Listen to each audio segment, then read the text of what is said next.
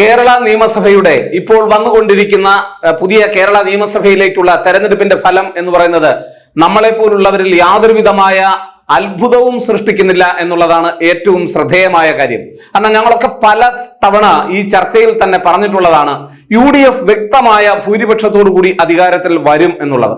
ഇപ്പോൾ വരുന്ന സൂചനകൾ 2-3 കാര്യങ്ങൾ ശ്രദ്ധേയമായ നിരീക്ഷണത്തിന് വിധേയമാക്കാവുന്നതാണ്. ഒന്ന്, പോസ്റ്റൽ ബാലറ്റുകളാണ് ആദ്യ റൗണ്ടിൽ എണ്ണിക്കഴിഞ്ഞിട്ടുള്ളത് എന്ന് നമുക്കറിയാം. സാധാരണ പോസ്റ്റൽ ബാലറ്റുകൾ എന്ന് പറയുന്നത് സർവീസ് സംഘടന വോട്ടുകളും അതുപോലെ തന്നെ ഓർഗനൈസ്ഡ് ആയിട്ടുള്ള അതുപോലെ തന്നെ ഇലക്ഷൻ പ്രോസസ്സിന് നിയോഗിക്കപ്പെട്ട ഉദ്യോഗസ്ഥർ, ഇങ്ങനെയുള്ള പല വിഭാഗങ്ങളിലുള്ള ഉദ്യോഗസ്ഥരുടെയും മറ്റും വോട്ടുകളാണ് ആദ്യ ബാലറ്റ് വോട്ടുകളിൽ വരുന്നത്.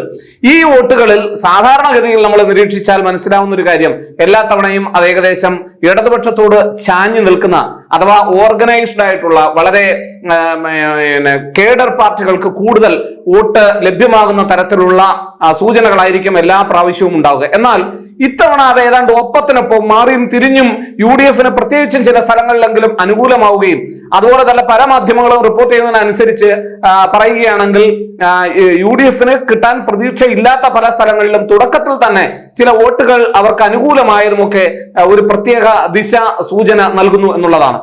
ഇടതുപക്ഷത്തില് ഉണ്ടായിരുന്ന പ്രത്യേകിച്ച് CPMന്റെ മിക്ക മന്ത്രിമാരും ഏതാണ്ട് പരാജയത്തെ മണക്കുന്ന തരത്തിലേക്ക് പോകുന്നു എന്നുള്ളതും ശ്രദ്ധേയമായൊരു നിരീക്ഷണമാണ്.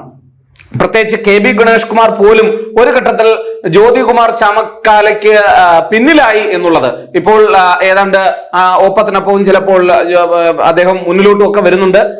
ഇടയ്ക്ക് ഗണേഷ് കുമാർ മുന്നിൽ വരുന്നുണ്ട്. അപ്പൊ ഇതൊക്കെ നൽകുന്ന സൂചനകൾ എന്ന് പറയുന്നത് ശക്തമായ പോരാട്ടം നടക്കുകയും UDFന് ആന്റി ഇൻകംബൻസി വികാരം പൊതുവെ UDFന് മെച്ചമായി മാറുകയും ചെയ്തിട്ടുണ്ട് എന്നുള്ളതാണ്. ഏതാണ്ട് മൈനോറിറ്റി വിഭാഗങ്ങളിൽപ്പെട്ടവർ, നമ്മളെപ്പോഴും ശ്രദ്ധിക്കുന്ന ഒരു കാര്യമാണ്, ക്രിസ്ത്യൻ മൈനോറിറ്റി വിഭാഗങ്ങളും അതുപോലെ തന്നെ മുസ്ലിം മൈനോറിറ്റി വിഭാഗങ്ങളും ഒക്കെ ആർക്കനുകൂലമായിട്ടാണ് ഇത്തവണ വോട്ട് ചെയ്തത് എന്നുള്ളത് വളരെ സംശയത്തിന് ഇടം നൽകുന്ന ഒരു കാര്യമല്ല. ഇപ്പോൾ ഈ തെരഞ്ഞെടുപ്പ് ഫല സൂചനകൾ വരുമ്പോൾ അങ്ങനെ ചിന്തിക്കുകയാണെങ്കിൽ തുടക്കത്തിൽ ഒരു കാര്യം വളരെ വ്യക്തമായി നമുക്ക് പറയാനായി കഴിയും. UDF വളരെ വ്യക്തമായ ഭൂരിപക്ഷത്തിൽ, ഞാനൊക്കെ കരുതിയിരുന്നത് ഒരു 75-85 സീറ്റുകൾക്കിടയ്ക്കാകാം ഒരുപക്ഷെ UDFന്റെ നില എന്നുണ്ടെങ്കിൽ അത് 90 കടക്കുകയാണെങ്കിൽ സ്വാഭാവികമായും വളരെ വലിയ ഒരു ഭരണവിരുദ്ധ തരംഗമായി മാറുകയും അതിശക്തമായ ലീഡ് ഒരുപക്ഷെ UDFന്, നമ്മളൊക്കെ കരുതിനേക്കാൾ വലിയ ലീഡ് ഒരുപക്ഷെ UDFന് ഉണ്ടാക്കി കൊടുക്കുകയും ചെയ്യും. ഇതൊക്കെ അടിയൊഴുക്കുകൾ കൂടിയാണ് സൂചിപ്പിക്കുന്നത്. കാരണം തെരഞ്ഞെടുപ്പ് ദിനത്തിൽ തന്നെ ചില വിഭാഗങ്ങൾ ഏതാണ്ട് ഉറപ്പിച്ചതുപോലെ, അതായത് എന്ത് വിധേനയും ചില ശക്തികളെ പരാജയപ്പെടുത്തണമെന്ന് ഉറപ്പിച്ച് വോട്ട് ചെയ്തതുപോലെ ഉണ്ടായിരുന്നു.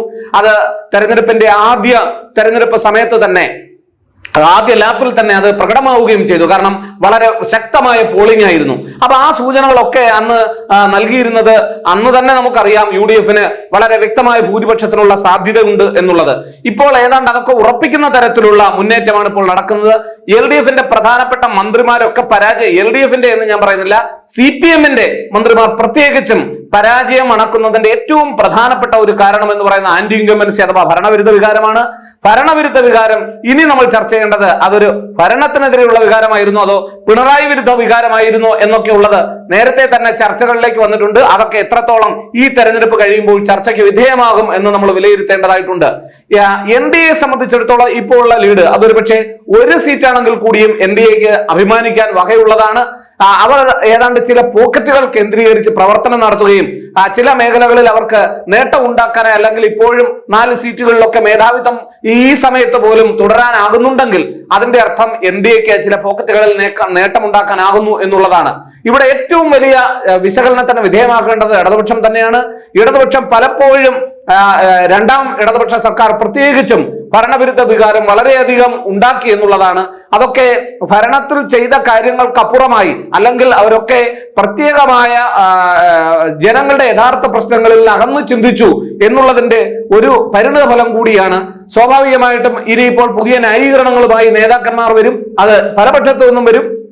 ഇടതുപക്ഷം പറയാൻ പോകുന്നത് സ്വാഭാവികമായും തങ്ങൾ 10 വർഷം ഭരിച്ചു, അതിനൊക്കെ സ്വാഭാവികമായ തിരിച്ചടിയാണെന്നാണ്. പക്ഷേ നമ്മൾ മനസ്സിലാക്കേണ്ടുന്ന ഒരു കാര്യം, മുമ്പൊന്നും ഇല്ലാത്തൊരു സാഹചര്യം ഇപ്പോൾ നിലവിലുണ്ട്. ഇവിടെ BJP-യുടെ വളർച്ച അഥവാ മൂന്നാം മുന്നണിയുടെ വളർച്ച എന്ന് പറയുന്നത് പ്രത്യേകമായിട്ടുള്ള ഒരു കാര്യമാണ്. അതുകൊണ്ട് തന്നെ ഏതെങ്കിലും ഒരു മുന്നണിക്ക് സമയത്ത് പ്രത്യേകമായ തിരിച്ചടികൾ നേരിട്ടാൽ അതൊക്കെ ആ മുന്നണിയെ സാരമായി സാധാരണ തെരഞ്ഞെടുപ്പുകൾ ഉണ്ടാക്കുന്നതിനേക്കാൾ വലിയ തിരിച്ചടികൾ അവർക്ക് ഉണ്ടാക്കി കൊടുക്കും എന്നുള്ള കാര്യത്തിൽ സംശയമൊന്നും വേണ്ട. ഇവിടെ കേരളത്തിലെ BJP-യെ സംബന്ധിച്ചിടത്തോളം BJP-യുടെ പല നേതാക്കന്മാർ പോലും വിചാരിച്ചിരുന്നത് ഇടതുപക്ഷം അധികാരത്തിൽ വരാൻ സാധ്യതയുണ്ടെന്നുള്ള കണക്കൂട്ടലായിരുന്നു. ഞാൻ പലരോടും സംസാരിച്ചിട്ടുണ്ട്. പക്ഷെ അവരൊക്കെ കരുതിയിരുന്നത് ഇടതുപക്ഷത്തിന് ഒരു സാധ്യത ഉണ്ട് എന്നുള്ള തരത്തിലാണ്. അപ്പോഴൊക്കെ ഞാൻ പറഞ്ഞിരുന്നത്, മാത്രമല്ല ചിലരെങ്കിലും കരുതിയിരുന്നത് തുടർച്ചയായി കോൺഗ്രസിനെ വീക്കം ചെയ്താൽ, കോൺഗ്രസ് എന്ന് പറയുന്ന പാർട്ടിയെ കൂടുതൽ ക്ഷീണിപ്പിച്ചാൽ അതുവഴി തങ്ങൾക്ക് കേരള രാഷ്ട്രീയത്തിൽ ഒരു നേട്ടം ഉണ്ടാക്കാം എന്നുള്ളത് BJP-യും RSS-ഉം ഒക്കെ കരുതിയിരുന്നതായിട്ടുള്ള വാർത്തകൾ പലയിടത്തും നമ്മൾ കേട്ടതാണ്. അപ്പോൾ അങ്ങനെ പറഞ്ഞിട്ടുള്ള പലരോടും ഞാൻ പറഞ്ഞത് അതിനുള്ള സാധ്യത കുറവാണ്. കാരണം കേരളത്തിൽ BJP-യുടെ വോട്ട് ബാങ്ക് എന്ന് പറയുന്നത് ഹിന്ദു വിഭാഗങ്ങൾ തന്നെയാണ്. എന്നാൽ കോൺഗ്രസിന്റെ വോട്ട് ബാങ്ക് എന്ന് പറയുന്നത് അത് പ്രധാനമായും കുറച്ച് ഹിന്ദു വോട്ടുകളും ക്രിസ്ത്യൻ വോട്ടുകളും മുസ്ലിം വോട്ടുകളും അടങ്ങുന്ന ഒരു കൂടുതൽ മൈനോറിറ്റി വിഭാഗങ്ങളുടെ വോട്ടുകൾ സ്വായത്തമാക്കാൻ കഴിയുന്ന പാർട്ടിയാണ് കോൺഗ്രസ് പാർട്ടി.